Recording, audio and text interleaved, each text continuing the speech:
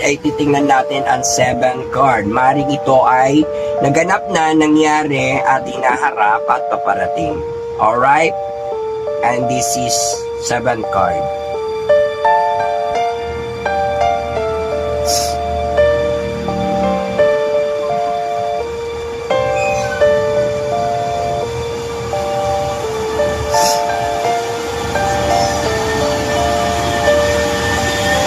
Pasensya na kasi medyo sinisipon na tinubo talaga ako ngayon, kaya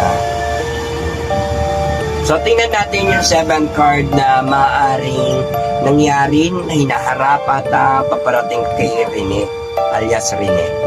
Alright,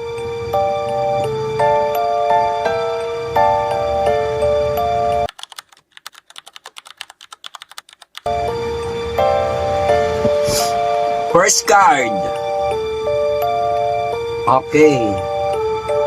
Isang babae nanghingi ng pabor at nagpending-pending, no? Si alias Rene ay may mga inaasahan dito sa babae na to, ngunit mga pending. Yun lang. Parang siya ay pinaasa at pinending at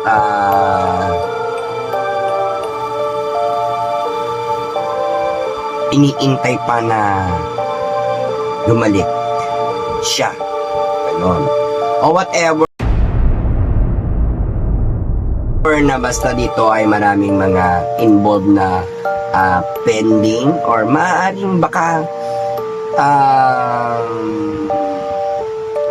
naging kakulangan na sa suporta sa kanya at hindi tumupad sa mga usapan whatever, no? Basta maraming ayan yung mga ending or pag-iintay, no? Ayan, pending yung mga dyan dito sa babae na to, no? Hinihintay niya yung mga pag-asa niya or pending dito sa babae to. I don't know kung sino itong babae, siguro alam niyo na kung sino to, no? Ayan, dealing. Meron pala talagang kasunduan.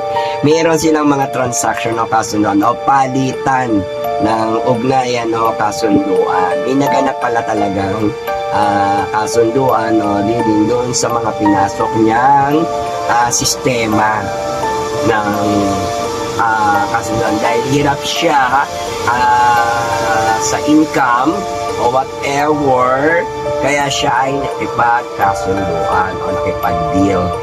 Yan. Okay. Dahil dito, isa pa lang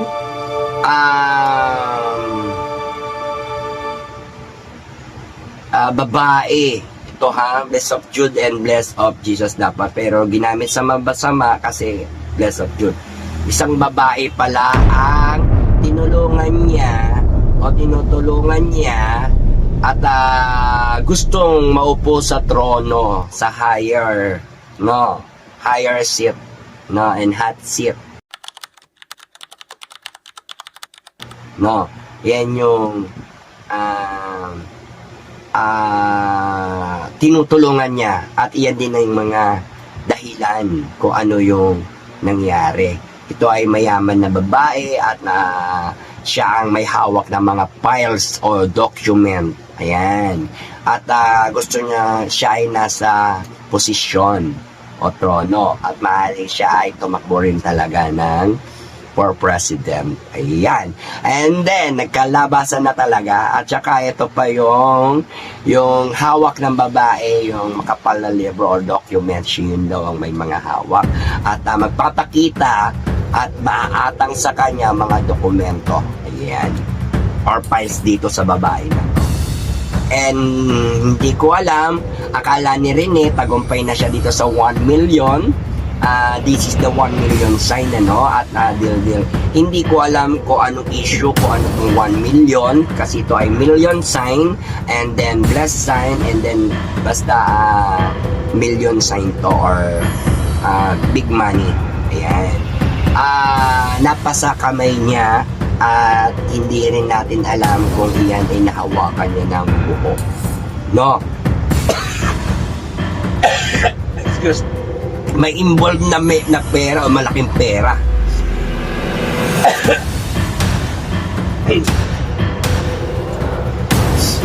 Ayan ha, may involved na pera o million sign. I don't know kung anong issue tong million kasi ito yata yung natanggap, no? Pasensya na kasi nakati talaga ng lalamun. Ayan, mayroong money sign or million sign. I don't know ha, kayo nang balang musga. Bakit ang kasunod nito ay kabiguan or tinatawag na nasasaktan ng kanyang kalooban at siguro nakukonsensya na siya at may nasasaktan siya o may tatlong tao rin na parang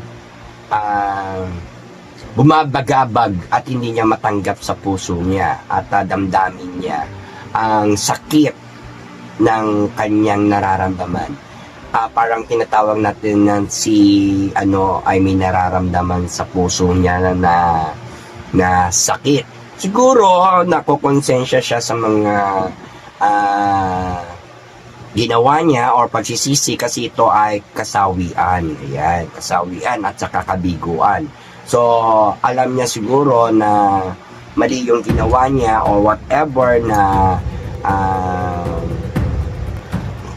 hindi matanggap ng puso niya o nasaktan yung puso niya. Whatever pa rin ganon, magkabiguan at may tatlo ding na tao yung nananakit ng damdamin niya or ng puso niya. At sobrang sakit siguro ng puso ni ni alias Rene. No, nandyan na yung damdamin, emotion, yung feelings niya, ayan, andyan nag-involve dyan, yung heartbeat niya, at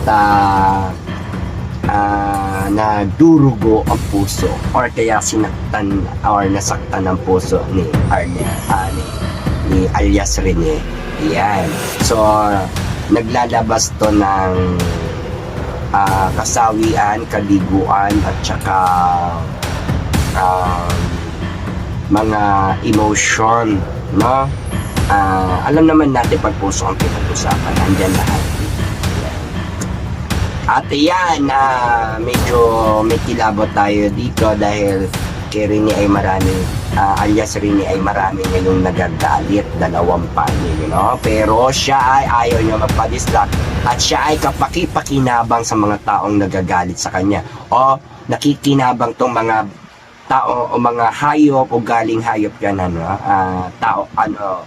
hayop yan, kumbaga ayan yung aura for person of people. Maraming mga tao na nagagalit sa kanya pero may mga benefits na nakuha. So dito naghahati ang buwan at araw sa pagkatao ngayon ni alias Rene na para ba siyang nalulungkot at naiinis pero siya ay sumisikat. Ayan, ayan, sikat ng araw pero may kadiliman. Kaya sikat man siya ngayon pero mapanganib ang kanyang kalagayan. Dahil sa mga taong maraming nagagalit sa kanya o mga taong nagagalit sa kanya. No? Kalut ka na, itong mga tao na yun na nagagalit sa kanya ay nakakuha ng benefits o nakakakuha ng mga benefits sa kanya. Yun lang po. Ayan. At si Rene ay makakakuha ng pagkakataon ng another na parang diskarte o trabaho or gusto niya umpisahan na yung mga plano niya o gusto niyang gawin, no? Iniisa-isa na niya ang gusto niyang gawin at trabahuhin para ipakita sa mga tao na nagsasabi siya ng totoo or kikita na. Ayan. Ito, actually kung natatandaan nyo, nabunot din ni Reza to, no?